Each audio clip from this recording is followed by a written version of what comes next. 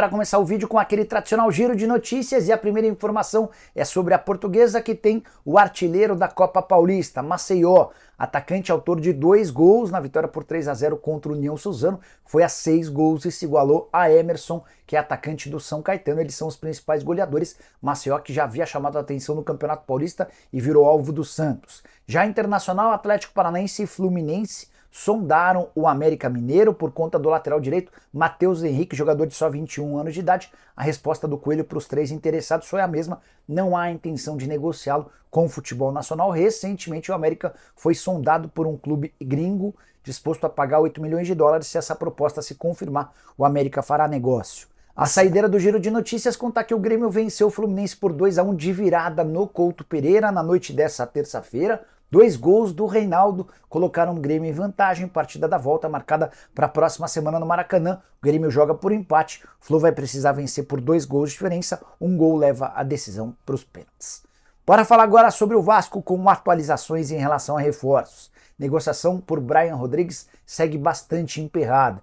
O pessoal da página Na Torcida Vascaína nos entrevistou o empresário de Brian Rodrigues, o atacante uruguaio que pertence ao América do México e que interessa ao Vasco há algum tempo. A resposta do empresário sobre o interesse do Vasco, abre aspas, o Brian fica no América até segunda ordem. Não apareceu nenhuma oferta contundente até o momento. Fecha aspas. Por trás dessa declaração, há uma dificuldade grande do Vasco em chegar àquilo que o América pede. O time mexicano não gostaria do empréstimo com opção de compra como pede o Vasco. A ideia é vendê-lo por pelo menos 6 milhões de dólares. A tendência é que, se for contratado um atacante de lado de campo, esse jogador seja o Yuri César, ex-Flamengo, hoje no Shabab Al-Ahly. Em relação a Serginho, atacante que está fora dos planos, negócio com o Criciúma pode ser concretizado nas próximas horas. Zé Gabriel também está de saída, vai jogar no Coritiba por empréstimo até o fim da temporada. Quero falar agora sobre o Flamengo e a busca por um lateral esquerdo. Depois da contusão de Matias Vinha e a chance de Ayrton Lucas ser vendido, o Flamengo está no mercado em busca de um jogador para a posição e 2 são os nomes mais cotados. Enzo Dias, lateral argentino de 28 anos de idade, que pertence ao River Plate, e Alexandro, brasileiro de 33 anos de idade, ex-Juventus. As tratativas com o Enzo Dias ainda não começaram, mas o Flamengo já sabe que o lateral está disposto a deixar o River Plate. Jogador titular absoluto, tem contrato até dezembro de 26, na atual temporada 28 jogos com 2 assistências. Já o Alexandro é monitorado há bastante tempo pelo Tite. Relação boa entre eles, Tite como técnico, Alexandro como jogador da seleção. Alexandro, que está livre no mercado, tem negociações com o São Paulo, mas a coisa ainda não avançou. Ouvi de uma pessoa próxima ao Alexandro que o Felipe Luiz, ex-lateral esquerdo do Fla e hoje técnico do Sub-20, foi quem fez contato recentemente com o Alexandro para tentar alavancar essas negociações.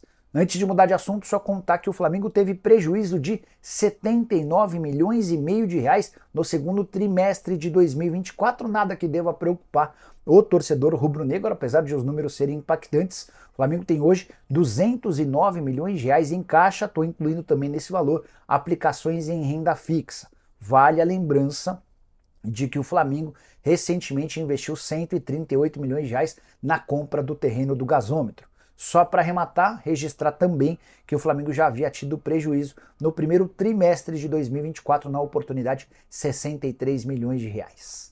Hora de falar sobre Zaratio e a possibilidade dele jogar no River Plate, especulação que surge nessa terça-feira na Argentina.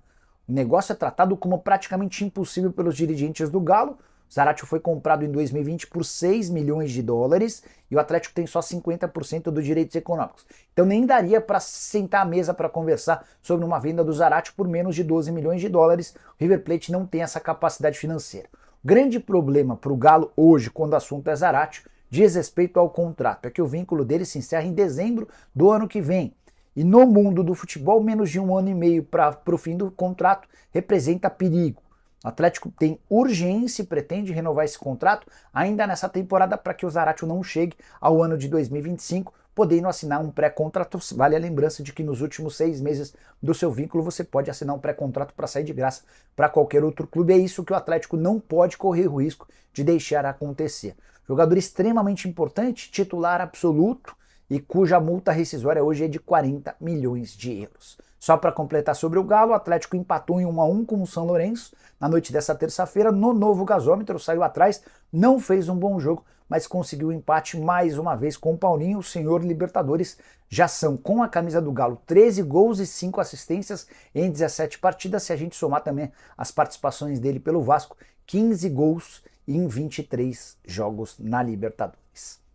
Hora de falar sobre o Cruzeiro, quero contar para vocês sobre o futuro de Fernando Seabra. O técnico que faz bom trabalho à frente do Cruzeiro tem contrato até 31 de dezembro e antes de gravar esse vídeo, consultei um dirigente cruzeirense para saber se as negociações para a renovação do contrato já foram iniciadas e a resposta foi não.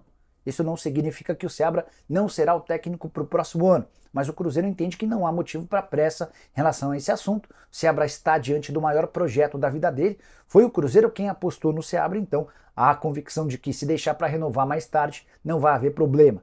O Cruzeiro quer entender como é que será o comportamento do Seabra e do time nesses momentos de decisão, com o segundo turno do Campeonato Brasileiro e também para as partidas contra o Boca Juniors na Sul-Americana.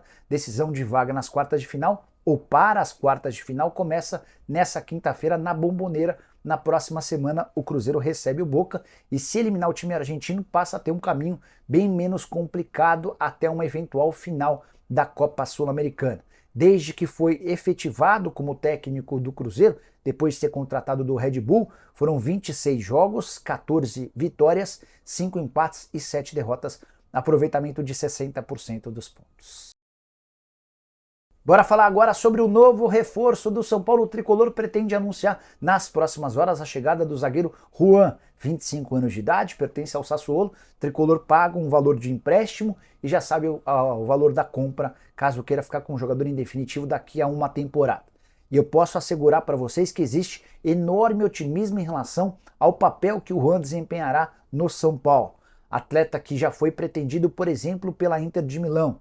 Nessa terça-feira estava conversando com um dirigente do São Paulo e ele lembrou que quando o Juan surge no Grêmio, antes de ir para o Sassuolo, ele recebe uma oferta oficial da Inter de Milão. O Grêmio acabou pedindo um valor exagerado, a Inter desistiu do negócio e ele acabou se mudando para outro clube italiano. Por lá foi mais titular do que reserva, mas não conseguiu explodir como se imaginava. De qualquer maneira, existe a convicção de que o Juan chega ao São Paulo para brigar pela condição de titular com Arboleda e Alan Franco.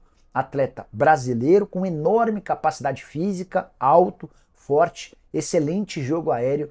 Tanto o Luiz Ueldia quanto a diretoria do São Paulo estão convencidos de que o Juan pode ter um papel importante para o restante da temporada. Só para completar, é importante lembrar que o São Paulo liberou o meia João Pedro Palmberg para o Real Múrcia, time da terceira divisão.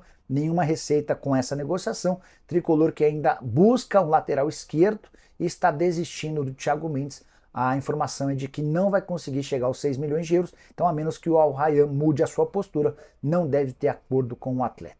Quero falar agora sobre a chance de Alex Telles virar reforço do Palmeiras, especulação que começou no início da semana. Nem publiquei nada até então, porque eu gostaria de ter primeiro um feedback da diretoria palmeirense. O Verdão ainda não está convencido de que há necessidade da contratação de um lateral esquerdo, mesmo depois da lesão séria do Piquerez, que não deve mais jogar nessa temporada. Houve uma consulta ao Alexandro e o nome do Alex Telles foi sugerido, mas a verdade é que o lateral esquerdo, ex-seleção brasileira, que hoje joga no Al Nassr, não deve deixar a Arábia Saudita. O Alex Telles foi especulado como possível jogador fora do Al Nassr por conta da busca do clube saudita por um outro atleta da Arábia Saudita para a posição. Mas se depender do Alex Telles, ele não sai. Por lá ele ganha 3 milhões e 600 mil reais por mês. Isso equivale a mais ou menos 44 milhões de reais por ano. Se viesse para o Brasil, certamente o Alex Telles não chegaria nem a 12 milhões de reais por ano com salários. Atleta que joga ao lado de Cristiano Ronaldo, Anderson Talisca, entre outros. Nas 3 partidas disputadas pelo Al Nassr na pré-temporada, o Alex Telles foi titular em 2. Inclusive, numa delas marcou o único gol da vitória de um jogo contra o Marítimo.